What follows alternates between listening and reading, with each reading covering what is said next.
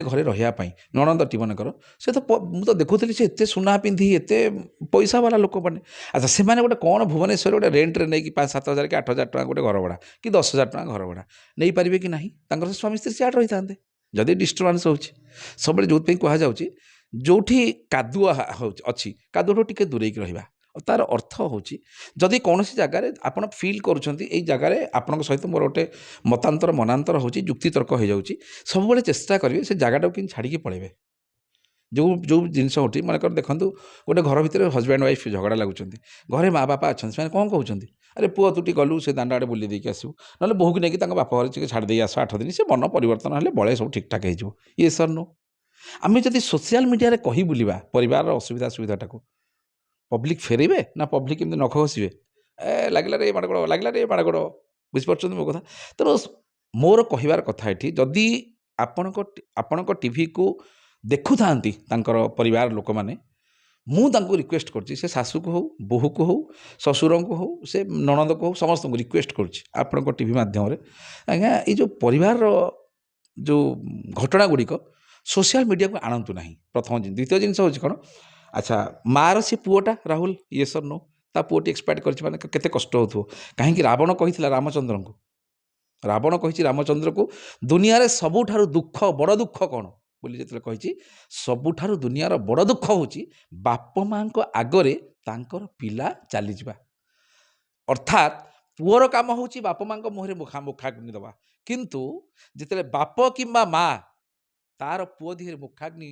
ମାନେ ସେଇ ଯେଉଁ ଜିନିଷ ବିଦାୟ କରେ ଶବ ହେଇଯାଏ ତାର ଛୁଆ ତାଠୁ ଦୁଃଖ ଆଉ କିଛି ସମାଜରେ ନାହିଁ ଏ କଷ୍ଟ ଏ ଦୁନିଆରେ ଆଉ ତାଠୁ କିଛି ନାହିଁ କିଏ କହିଥିଲେ ରାବଣ କହିଥିଲେ କାହାକୁ ରାମଚନ୍ଦ୍ରଙ୍କୁ ବୁଝିପାରିଲେ ତେଣୁ ଯେତେବେଳେ ତାର ପୁଅଟେ ଏକ୍ସପାୟାର୍ଡ କରିଛି ତା ମାଆର ମନ କେତେ କଷ୍ଟ ଭିତରେ ଥିବ ପ୍ରଥମ କଥା ଭଉଣୀଟା କଥା ଚିନ୍ତା କରନ୍ତୁ ଭଉଣୀର କ'ଣ ମନ ଦୁଃଖ ହେଉନଥିବ ତା ଭାଇଟା ଗୋଟେ ବୋଲି ଭାଇ ରାକ୍ଷୀ ପୂର୍ଣ୍ଣମୀ ରାକ୍ଷୀ ବାନ୍ଧୁଥିଲା ଯାହାହେଲେ ତା ଭାଇ ସିଂହ ଭଳିଆ ତା ପାଖେ ଠିଆ ହେଉଥିଲା ଭଉଣୀଟା ଭାଇଟା ମରିଯାଇଛି କଷ୍ଟ ହେଉଥିବ ନା ନାହିଁ ନିଶ୍ଚିତ କଷ୍ଟ ହେଉଥିବ ସ୍ତ୍ରୀ କଥା ଚିନ୍ତା କରନ୍ତୁ କେତେ ସେମାନଙ୍କ ଭିତରେ ଭଲ ପାଇବା ଥିଲା କେତେ ଆଫେକ୍ସନ୍ ଥିଲା କେତେ ପ୍ରେମ ଥିଲା ତାପରେ ତ 8 ବର୍ଷ ପ୍ରେମ ପରେ 2 ଜଣ ବାହା ମ୍ୟାରେଜ୍ କରିଛନ୍ତି 2 ବର୍ଷ ମାନେ 2 ମାସ ହେଇନି ଯେଉଁ କହିଲା ଭଳିଆ ପାଦରୁ ଅଳତା ଶୁଖିନି ପାଦ କାନ୍ଥରୁ ମଳିନ ପଡ଼ିନି ମଧ୍ୟ ତାଙ୍କର ନାଁ ଏକ୍ସପାୟାର୍ଡ କରିଗଲା ଯେଉଁଟାକି କୌଣସି ରୋଗ ରାଉଳରେ ନୁହେଁ ହଠାତ୍ ରୋଷେଇ କରିବା ଖାଇବାକୁ କହିବାକୁ ଯାଇଛି ଆସିଲା ବେଳକୁ ଆଉ ସେ ଘରକୁ ଫେରୁନି ସମସ୍ତେ ଦୁଃଖ କଷ୍ଟରେ ଅଛନ୍ତି ଆଚ୍ଛା ଆମେ ହିନ୍ଦୁ ଇଏ ସର୍ ନୋ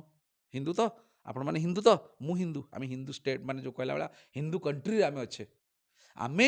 ପୂର୍ବଜନ୍ମ ପରଜନ୍ମରେ ବିଶ୍ୱାସ କରୁଛେ ଆମେ 10 ଦିନ ପାଳନ କରୁଛେ ଆମେ 12 ଦିନ ପାଳନ କରୁଛେ ଆମେ 11 ଦିନ ପାଳନ କରୁଛେ ବର୍ଷିକିଆ ମଧ୍ୟ ପାଳନ କରୁଛେ କାହିଁକି ବର୍ଷିକିଆଟା ପାଳନ କରୁଛେ ବର୍ଷେ ପୂର୍ବରୁ ସିଏ ଆମ ଘର ଚାରିପଟେ ବୁଲୁଥାଏ ସେ ମୋକ୍ଷ ହୋଇନଥାଏ ଯଦି ଏହା ସତ୍ୟ ହୋଇଥାଏ ଯଦି ହିନ୍ଦୁ ଧର୍ମ ସତ୍ୟ ହିନ୍ଦୁ କଲଚର ସତ୍ୟ ଯଦି ହିନ୍ଦୁ ପୂର୍ବଜନ୍ମ ପରଜନ୍ମରେ ଆମର ବିଶ୍ୱାସ ଥାଏ ତାହେଲେ ତାଙ୍କ ଘର ପାଖର ଯେଉଁ ଗଛ ଅଛି ସେ ଗଛ ଉପରେ ରାହୁଲ ବସିକି ଚିନ୍ତା କରୁଥିବ ଧିକ୍ ମୋ ଜୀବନ ମୁଁ କି ପରିବାର ଭିତରେ ଜନ୍ମ ହୋଇଥିଲି ଯେଉଁ ପରିବାର ଭିତରେ ମୋ ସ୍ତ୍ରୀ ମୋ ନଣନ୍ଦ ମୋ ମା ମୋର ବାପା ଏମାନଙ୍କ ଭିତରେ ଗୋଟେ ଲଢ଼େଇ ଚାଲିଛି ଆଉ ଯେଉଁ ଲଢ଼େଇ ସାରା ରାଜ୍ୟ ଦେଖି ହା ହା ହେଇକି ହସୁଛନ୍ତି ଦେଖରେ ଏଇ ହେଉଛି ରାହୁଲଙ୍କର ପରିବାର କୃଷ୍ଣଙ୍କ ଅଭିଯୋଗ ଅଛି ଯେ କି ମୋ ଶାଶୁଘର ଲୋକ ମୋତେ ବିଦା କରିଦେଲେ ଯଦି ତାଙ୍କ ଶାଶୁ ତାଙ୍କର ପୁଅ ରାହୁଲ ନିଜର ତାହେଲେ ତାଙ୍କର ଏଠି ନିଜର କାହିଁ ନ ହେଇପାରିଲେ ତାଙ୍କର ବୋହୂ ସେ କି ଘର ତାଙ୍କୁ ବିଦା କରିଦେଲେ କେହି କାହାକୁ ଆପଣ ବିଦା କଲାବେଳେ ଦେଖିନାହାନ୍ତି କି ମୁଁ ବିଦା କଲାବେଳେ ଦେଖିନି ଆମେ କାହାର ଯାହା ନ ଦେଖିବ ବେନି ନୟନେ ପରତ ନ ଯିବ